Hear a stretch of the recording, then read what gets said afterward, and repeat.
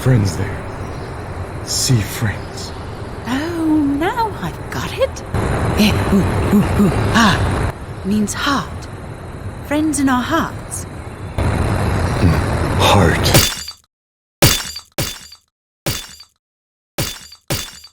Kingdom Hearts isn't just known for its batshit story or the fact that Square Enix decided to cross over Final Fantasy, the game where one of them you play as like a revolutionary group trying to take down a big corporation, trying to destroy climate change, and you accidentally create a god. And then you have to kill that god. And then you like destroy the earth. There's another one where you destroy the earth. You destroy there's a lot of like earth destroying in the Final Fantasy series. It's kind of a characteristic of it. And they crossed that over with Disney. So that's an idea in its own. But Nomura knew that you couldn't just combine Disney and Final Fantasy and release it as a gimmicky game. I mean, sure, it'd probably sell well and probably be memorable, but would it be revolutionary? Would it rival Mario 64? Because when they were coming up with the idea for this game, originally they wanted it to rival Mario 64. How do you rival Mario 64? Well, Mario 64 is known for its innovative.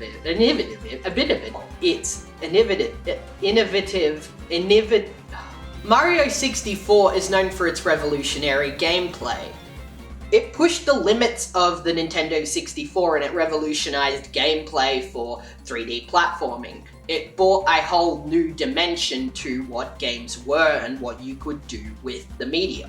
When you look at how Mario 64 is structured, you can kind of see where the similarities lie. I mean, Mario 64, you go through painting to painting, grabbing stars in each different self-contained world. Kingdom Hearts is kind of similar, except instead of collecting a gold star, you are sealing keyholes.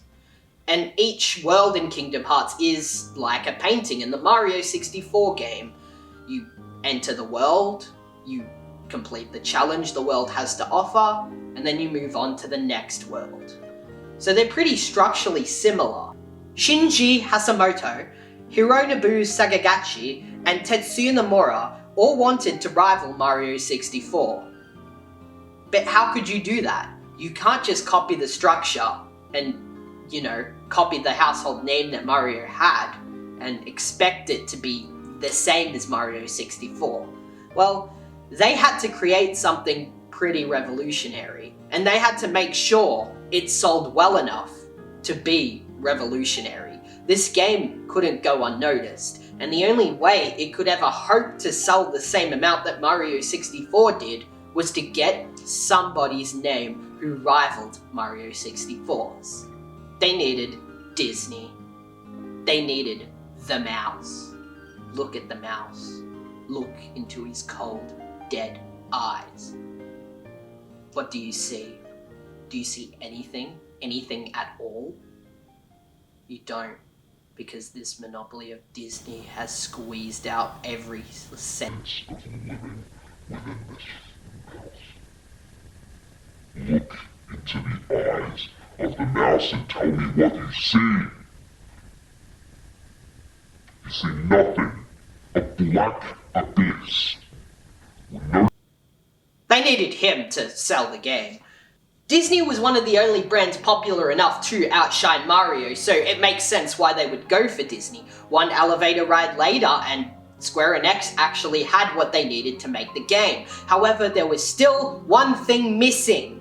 As I said before, you can't just have Disney characters in the game and expect it to rival Mario 64. Mario 64 was a revolutionary game.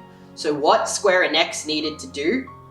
Well, it needed to make something just as revolutionary as Mario 64.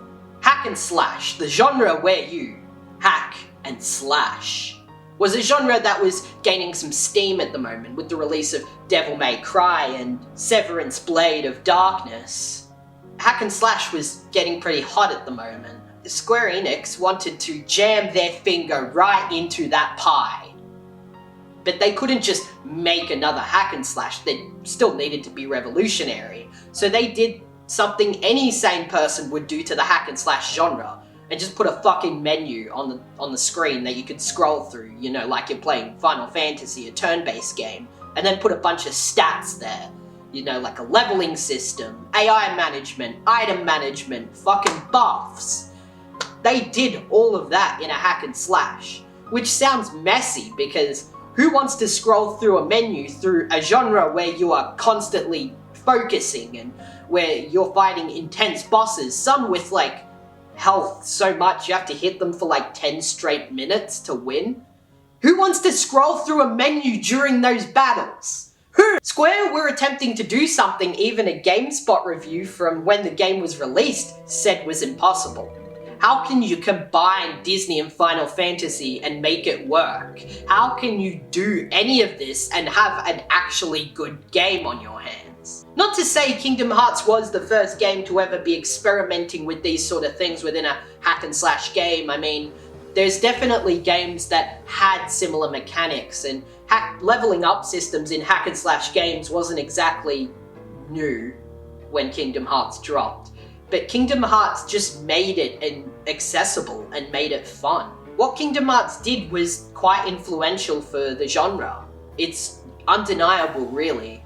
You can hotkey certain commands, like you can bind fire to square, you can bind cure to triangle. That makes things pretty easy.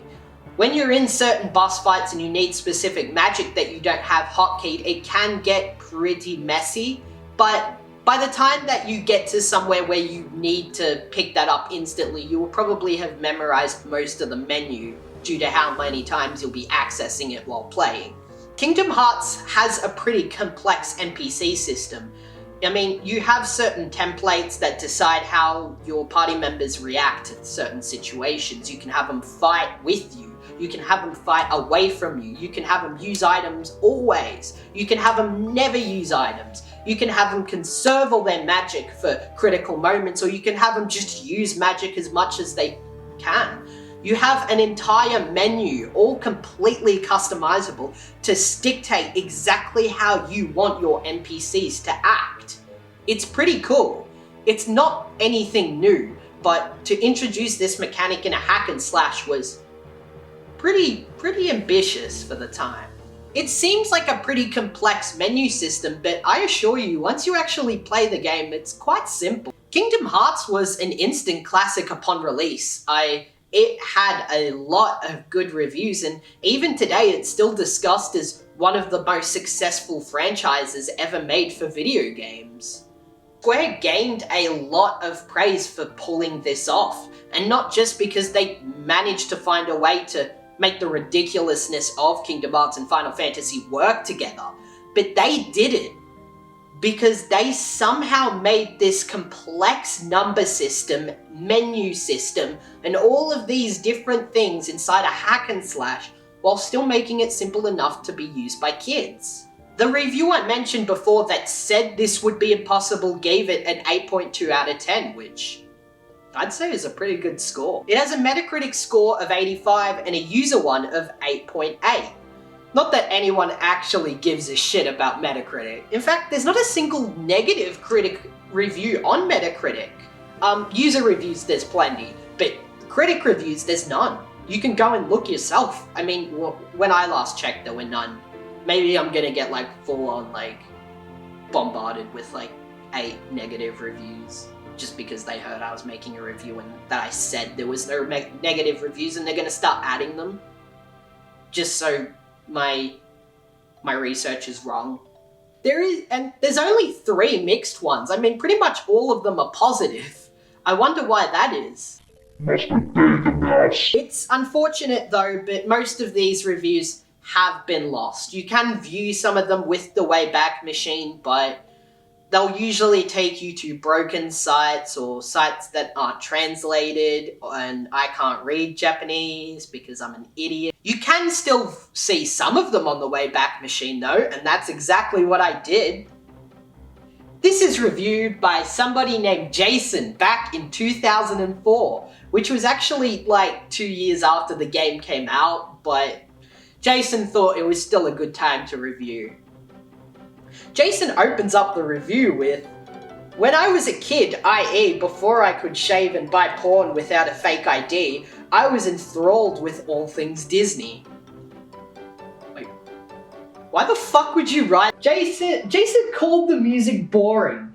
This is counter-revolutionary action. Go straight to jail. That is bullshit. You know the music is good. It is good. Many reviews have different problems with the game. Some think the gameplay was repetitive, and I get that. It is quite repetitive. Some didn't like the story. How?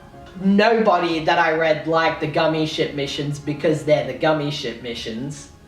But if there's one thing the critics did generally agree upon, it was that the graphics were amazing and that it's actually kind of impressive that Square Enix had pulled this off. Even a lot of the negative fan reviews of the game even state themselves that it was a pretty impressive feat for the time and the graphics were pretty great. Another anonymous fellow said in this review here, "The game is bad. Anyone who says otherwise definitely knows very little, if anything, about games." This definitely sounds like somebody who couldn't get past the Clayton boss fight at the start of the game. Brandna S had this to say about it. I am the dancing machine. I love this game. I bought the dance pad for this game and it made the game way better. It is groovy. And then gave it a 1 out of 10. Oh, this is my favorite. This is the best one, okay? This is the best one. Endry is a noob said this.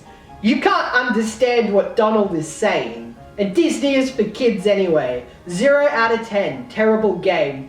Real men play COD." Anyway, Kingdom Hearts still remains relatively loved by both critics and fans. And it is automatically a 10 out of 10 because Utada Hikaru made a song for it.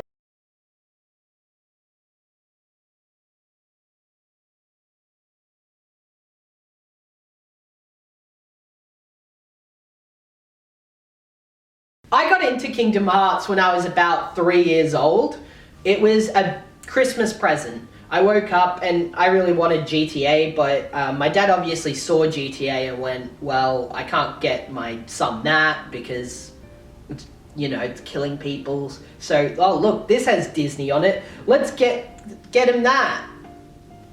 Well, I threw a tantrum that morning, and in my anger, in my violent 3-year-old rage, I called upon the Red Dragon.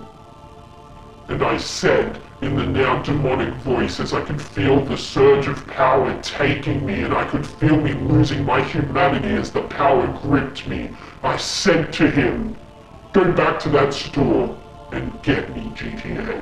And my dad replies, "You won't like GTA. This game is a lot better." It made me even more angry. Now flames were coming out from the tips of my fingers and my eyes went blood red, and I said to him, "You are going back to that store and you are getting GTA. You're not getting Kingdom Hearts again. Don't get Kingdom Hearts again. Don't get too close. You're going back. You're replacing this with GTA. That's what I said." He went back.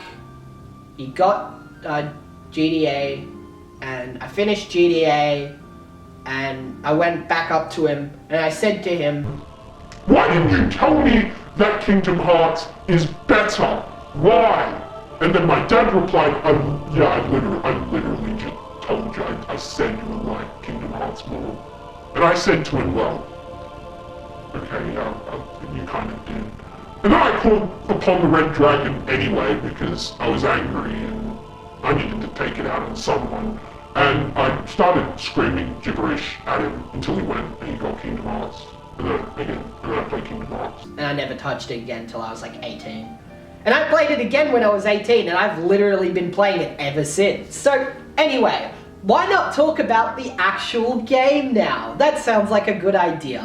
Let's go on to our first main course.